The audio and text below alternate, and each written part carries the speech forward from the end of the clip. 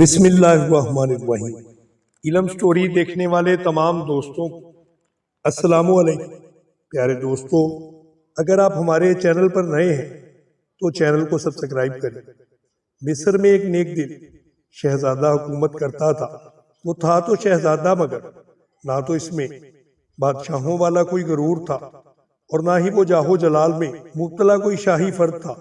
وہ تو عام انسانوں کی طرح زندگی بسر کیا کرتا تھا، روکھی سوکھی کھاتا اور بیشتر وقت اپنی رعایا کی خدمت اور خدا کی یاد میں بسر کیا کرتا تھا۔ اس کی نیک چلنی کا پوری ریاست میں چرچا ہوا تھا۔ اس میں یہ خصوصیات اپنے رحم دل باپ سے وراثت کے ذریعے آئی تھی۔ ایک دن شہزادہ معمول کے مطابق رعایا کے مسائل سننے کے بعد جنگل میں دنیا سے بے نیاز خدا کی یاد میں محو تھا کہ اس نے دیکھا کہ ایک غریب لکڑہارا اپنے گدھے کو ساتھ لیے ہوئے لکڑیاں کاٹنے جا رہا ہے اور اس سے باتیں بھی کیے جا رہا ہے۔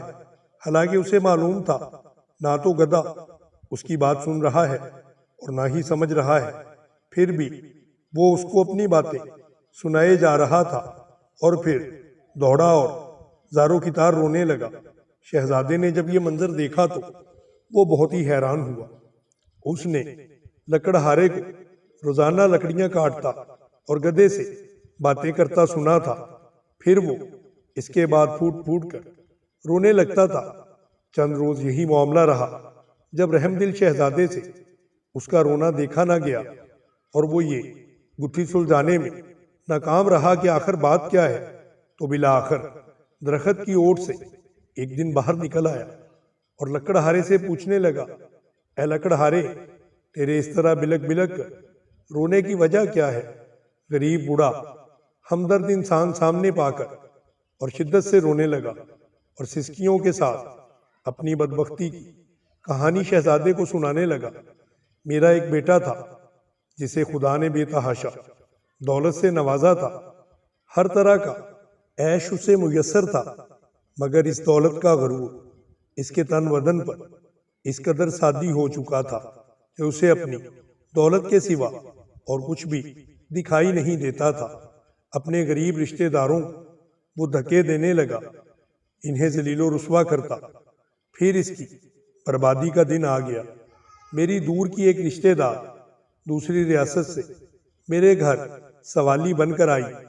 اس نے لازمی طور پر یہی سوچا ہوگا کہ مشکل وقت میں ہمیشہ اپنے ہی کام آتے ہیں۔ وہ بہت ہی غریب تھی، اس کی بیٹی کی شادی بہت قریب تھی، مگر اس کے پاس کوئی انتظام نہ ہو پایا تھا۔ اسے کچھ رقم کی ضرورت تھی۔ وہ اللہ کی نیک بندی تھی، بیشتر وقت اللہ تعالیٰ کی عبادت میں گزارا کرتی تھی، مگر میرا بیٹا دولت کے نشے میں اندھا ہو چکا تھا۔ اس نے بجائے اس کے کہ اس عورت کی کوئی مدد کرتا، اسے دھکے مار مار کر اپنے گھر سے نکال دیا۔ یہی وہ وقت تھا جب ہماری بربادی کا سلسلہ شروع ہوا۔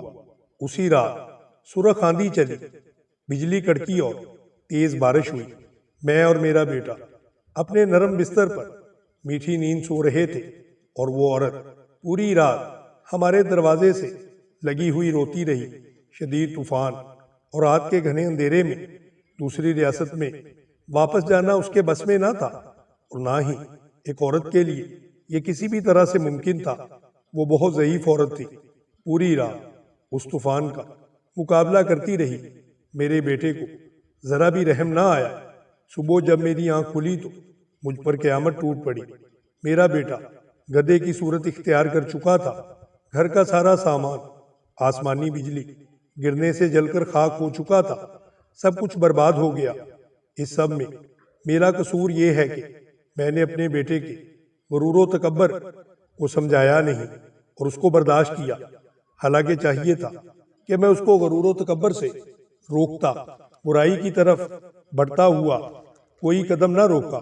اور اب یہ عالم ہے کہ میں جنگل سے لکڑیاں کاٹتا ہوں اور اپنے ہی بیٹے پر لاد کر بیچنے لے جاتا ہوں، اور اسی سے ہم باپ بیٹے کا گزارا چلتا ہے۔ جب یہ بات سنی تو شہزادے کی آنکھیں نم ہو گئیں۔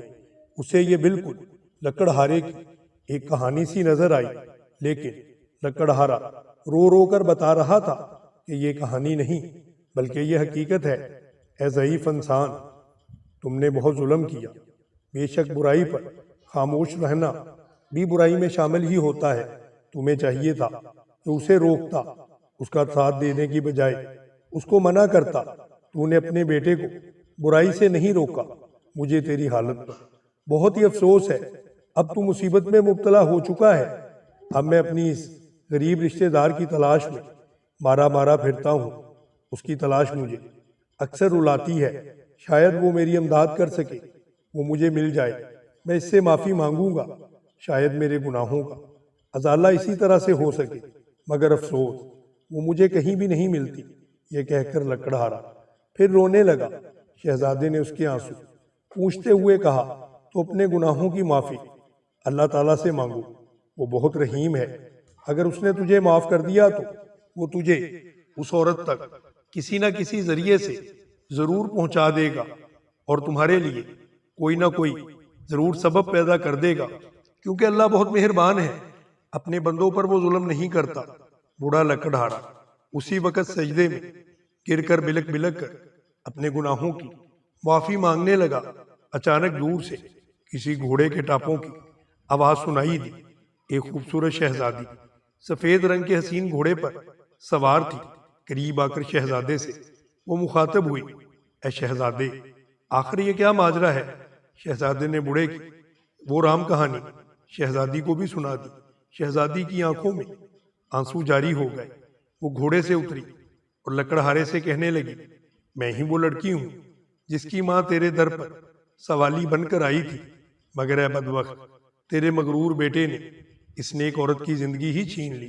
ساری رات تیرے دروازے پر تیز بارش میں طوفان کا مقابلہ کرتی رہی کہ شاید تجھے رحم آ جائے۔ بالآخر تیز بارش کی ٹھنڈی بوندوں کو وہ بڑی جان برداشت نہیں کر سکی اور مر گئی۔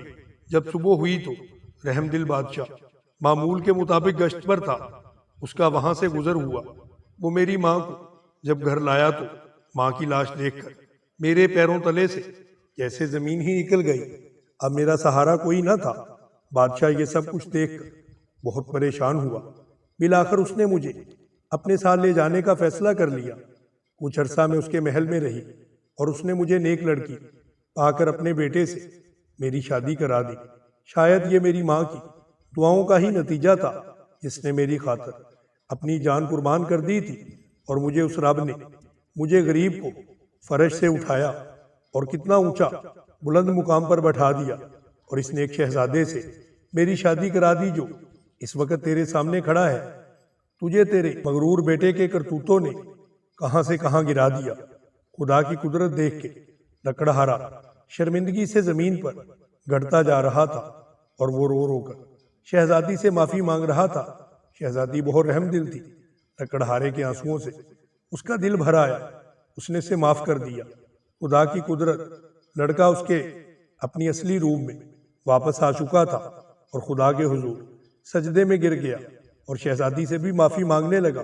شہزادی نے اسے بھی معاف کر دیا۔ آخر دونوں باپ بیٹا اپنی جھونپڑی کی طرف روانہ ہو گئے اور اپنی زندگی کا باقی تمام حصہ اللہ عز و جل کی یاد میں گزار دیا۔ پیارے دوستو، اگر آپ کو ہماری کہانی پسند آئی ہو تو ہماری ویڈیو کو لائک کریں، ہمارے چینل علم سٹوری ٹی وی کو سبسکرائب کریں اور بیل آئیکن کو بھی دبا دیں تاکہ ہماری ہر نئی آنے والی ویڈیو کا نوٹیفیکیشن آپ کو موصول ہوتا رہے۔ جزاک اللہ۔